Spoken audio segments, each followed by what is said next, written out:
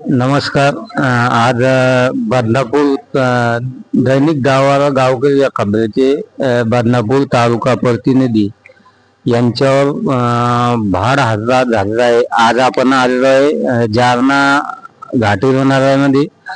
त्यांची आपण प्रतिक्रिया जाणून घेऊ की हे भाड हल्ला हा कशाच्या संदर्भावर वाळूमाफीची हे दिल्याबद्दल. माझ्याकडं गावकरी हा दैनिक प्रतिनिधी असल्यामुळे मी बदनापूरला नेहमी म्हणजे एक बुलंद आवाज म्हणून काम करत असतो निर्भीडपणे पत्रकारितेमध्ये. तर मग ते प्रशासकीय असो किंवा कुठलंही काम असो निर्भीडपणे करायचं हे माझं थांबलेलं असतं. त्यामधून मागच्या 8 ते 15 दिवसापासून वाळू टेंडर चालू झाले. बदनापूर तालुक्यामध्ये वाळूचा म्हणजे एक बालेकिल्ला झालेला आहे. सिंडिकेट तयार केलं या लोकांनी आणि याच्यात काही महसूल विभागाचे अधिकारी पण आहेत, काही पोलीस प्रशासनामधले पण आहेत.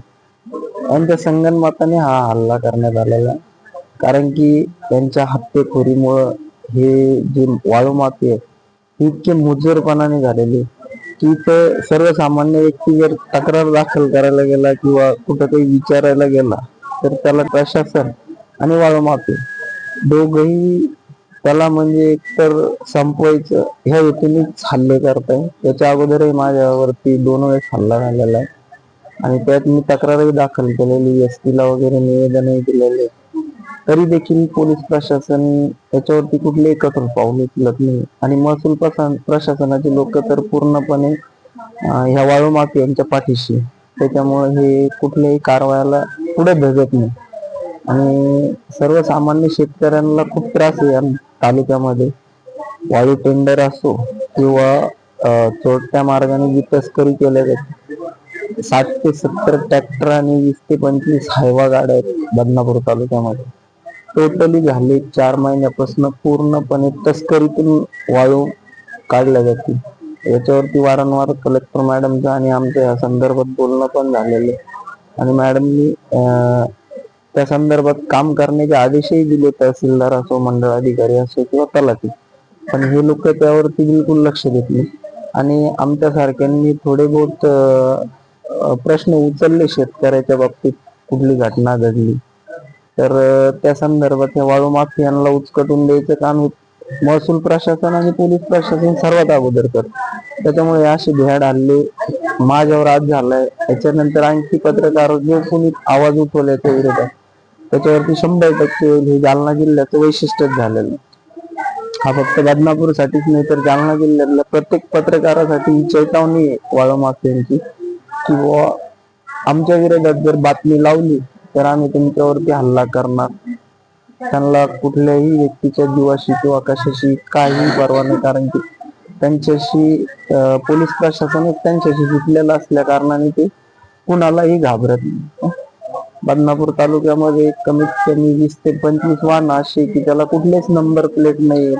रात्रीच्या वेळेस ते भर चौकात थांबलेले असतात आणि पोलीस प्रशासनाचे वाहन तिथून राऊंडचे जातात येतात, पण त्यांना हटकत सुद्धा नाही. ग्रामीण भागात एखादा व्यक्ती जायचं यायचं असेल तर त्याच्या मनामध्ये अशी भीती तयार झालेली व ह्या गाड्या नेमक्या चोराच्या आहेत की वाळू माफियाच्या आहेत. म्हणजे खूप मोठा भयभीत प्रश्न आहे हा बदनापूर तालुक्यासाठी. लाजिरवाणी गोष्ट आहे की याच्यातनं जर आज माझा जीव वाचलाय हे मी मानतो, पण याच्यानंतर कुठल्या ना कुठल्या व्यक्तीचा जीव जाणार एवढं मात्र नक्की. त्याच्यामुळे पोलीस प्रशासनाने आणि महसूल प्रशासनाने संयुक्तरित्या कारवाई करून ह्या असल्या माझ्यावर हल्ला केलेले हे तर ऑलरेडी एक गुन्हेगार त्यातला म्हणजे गुन्हेगारी वृत्तीचे लोक आहेत. याच्यावरती 307चा गुन्हा दाखल आहे आणि याच्यावर 2 रॉबरीचे गुन्हे दाखल आहे. म्हणजे हे गुंड शाहीचे लोक आहेत सगळे आणि यांना पाठिंबा पण वाळू टेंडर आणि महसूल प्रशासन यांचं आहे. कारण की मी 3-4 दिवसापूर्वी टेंडरच्या बाबतीत एक बातमी छापली असल्या कारणाने तिथल्या बाकीच्या वाळू माफियाची आणि यांची संगनमताने बैठक होऊन यांनी सर्वांनी एक षडयंत्र करून मला संपवण्याचा विचार केला होता, पण मी माझा जीव त्यांच्या तावडीतून वाचू शकलो आज. पण याच्यानंतर दुसरा कुठलाही व्यक्ती जर त्यांच्या विरोधात आवाज उचलल तर हे 100% त्याचा संपवल्याशिवाय राहणार नाही. पोलीस स्टेशनची काय कारवाई? पोलीस स्टेशनची आणखी कुठली कारवाई नाही. मी काल गेलो, तिथं गेल्या असता मला खूप त्रास होत होता आणि एकटा असल्यामुळे रोडवरच्या लोकांनी आणि माझे एक मित्र आहेत, त्यांनी मला आणलं. ते स्पॉट वरती होते, ते नेमके आले, त्यांनी बघितली परिस्थिती काय होती ते.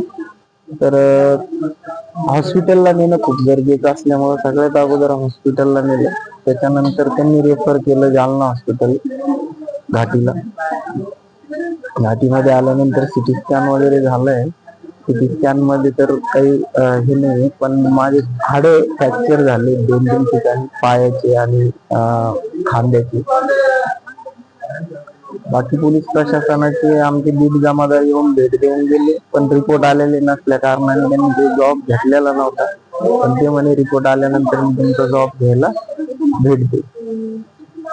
तसं माझ्या मित्र कंपनीने DYSP, ऍडिशनल SP आणि SP साहेब यांना सविस्तरपणे सर्व माहिती पाठवलेली आणि विश्वास आहे मला की DSP साहेब, कुलकर्णी साहेब 100% कारवाई करतील.